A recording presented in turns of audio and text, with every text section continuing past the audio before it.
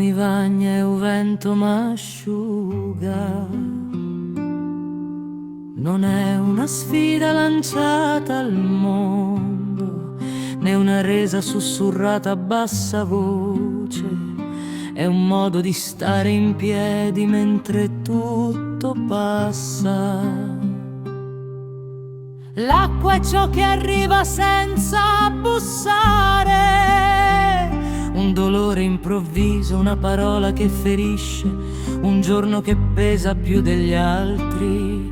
Scende, ti tocca, ti bagna la pelle e l'anima, non puoi evitarla.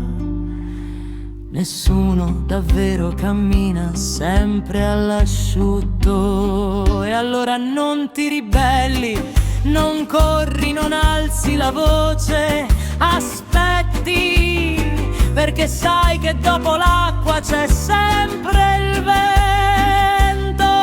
Il vento non ha fretta, non fa rumore, non chiede spiegazioni, passa leggero tra le pieghe del tempo e asciuga ciò che l'acqua ha lasciato. Non cancella il segno, ma lo rende sopportabile.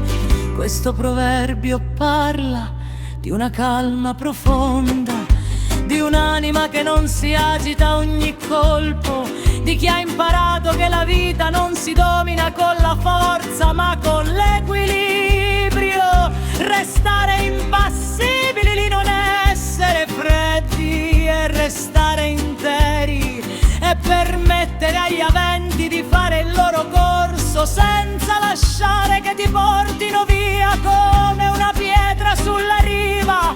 Le onde la colpiscono, la bagnano 1000 volte, ma lei resta.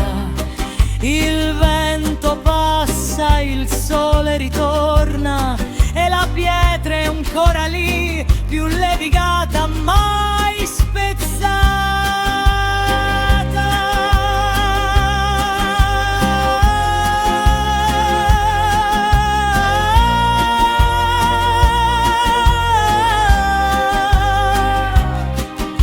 L'acqua mi bagna e un vento m'asciuga. È la poesia di chi ha smesso di lottare contro il tempo e ha iniziato a attraversarlo.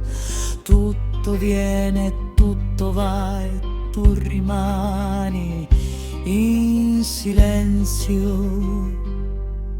in piedi.